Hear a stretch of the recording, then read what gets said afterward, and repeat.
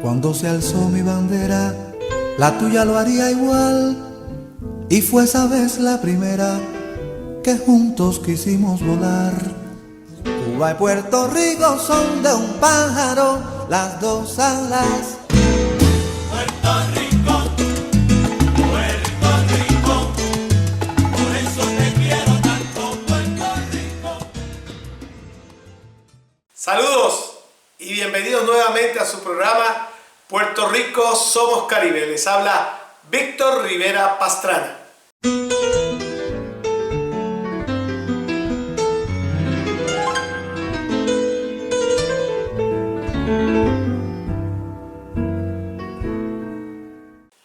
Como lo hablamos la semana pasada, continuaremos hoy la segunda parte de esta edición de la crisis energética en Puerto Rico. Desde Utuado, Puerto Rico, José Rivera Rivera y Astrid Cruz Negrón entrevista a José Rivera Rivera, presidente de los síndicos del sistema de retiro de la Autoridad de Energía Eléctrica y también líder sindical de esta unión. Continuemos con el relato.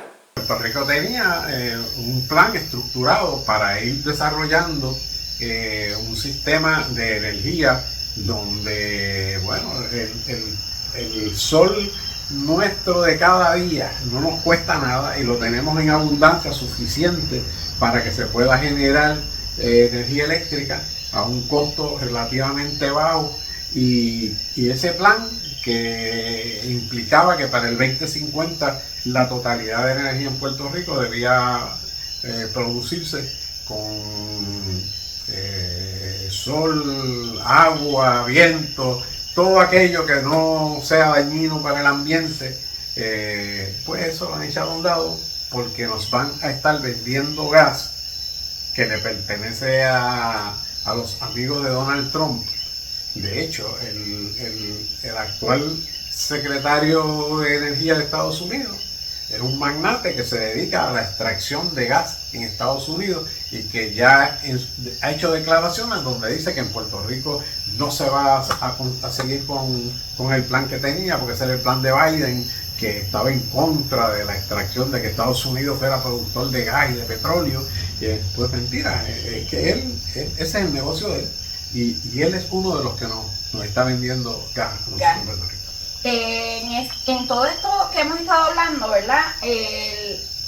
Los actores principales fueron los trabajadores energéticos, que montaron e iluminaron un archipiélago completo de cero, como quien dice, y que en su momento pues recurrieron a los combustibles fósiles como todos los países, ¿verdad? Que era lo accesible y que luego hemos ido aprendiendo cómo debemos ir minimizando su uso.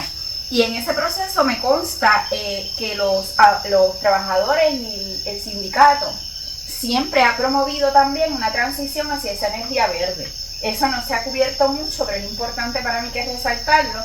Y también se opuso siempre el sindicato a este endeudamiento extremo de la autoridad, así como a las alzas en tarifas para pagarle salario a ustedes o pensiones, ¿verdad? Siempre han propuesto planes sostenibles de que la empresa, porque es una empresa que produce, se puede sostener y a su vez tener justicia laboral mientras se le da el servicio de calidad al pueblo. Eso es encomiable y en ese sentido, en este momento, ese gremio que nos legó toda esa herencia, ¿verdad? De un país energizado y también de una trayectoria digna que hemos podido ver y emular, en este momento se encuentran en la incertidumbre de qué va a pasar con las pensiones de retiro para cuando se jubilen, como en el caso tuyo que ya estás jubilado.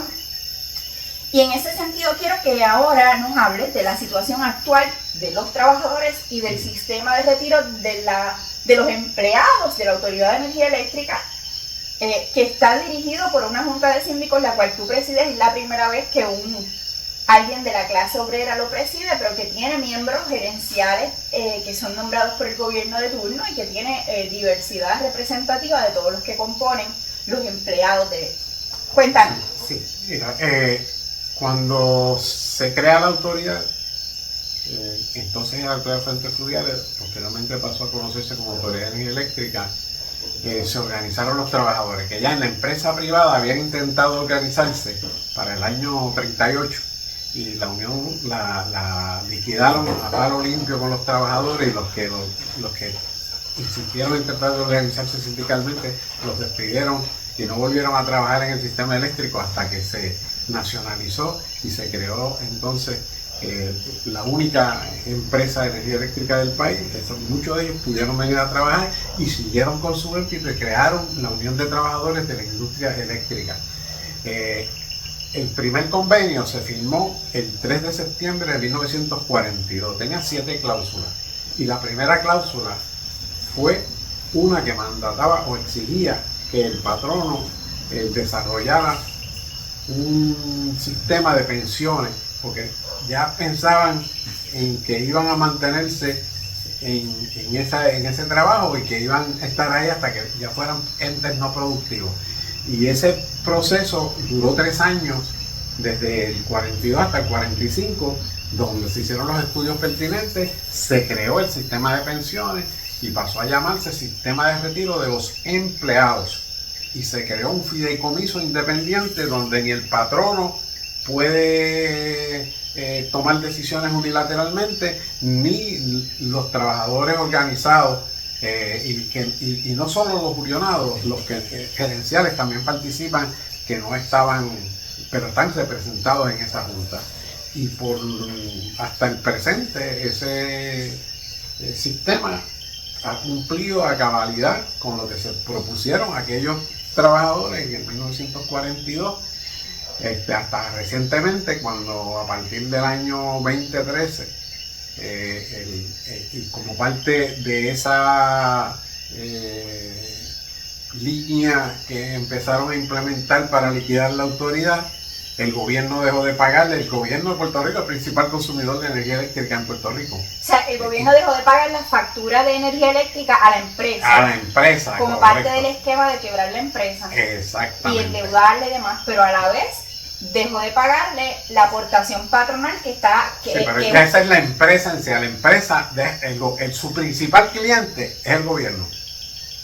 Y el gobierno deja de pagarle, por lo tanto se limita su capacidad para poder cumplir con sus responsabilidades, porque estamos hablando de un cliente cualquiera, un cliente que consume el 30% aproximadamente de la total de la producción, o sea que el 30% de lo que genera de ingreso a la empresa no lo está recibiendo. Al contrario, deja de recibir, pero hacen leyes donde le imponen a la empresa una serie de medidas contributivas. Entonces la empresa tenía que pagarle al gobierno. El gobierno consumía y no pagaba, pero la empresa tenía que, de los ingresos restrictos que estaba teniendo, pagarle al gobierno. Y de esa manera, a partir del 2013, la autoridad se ve en aprietos por liquidez, empieza a tener problemas para hacer sus aportaciones al sistema de pensiones, pero nosotros habíamos administrado ese fondo de una manera tal que habíamos alcanzado en un momento dado, para fines de los 90, en un momento dado llegó a estar lo que se conoce dentro de los círculos de sistemas de pensiones fully funded. O sea, el fondo tenía suficiente dinero, tenía más del dinero que necesitaba en ese momento para pagar todos los compromisos que tenía. Y así logramos entonces, porque habíamos desarrollado efectivamente inversiones, los mantuvimos, y a partir del momento en que el patrono deja de aportar lo que tenía que aportar, nosotros con ese fondo seguimos pagando todas las responsabilidades del sistema, y llegamos así hasta hace aproximadamente 1 año y medio, 2 años, donde ya no podíamos, todo el dinero que habíamos logrado llevar a ese fondo se utilizó para pagar las pensiones.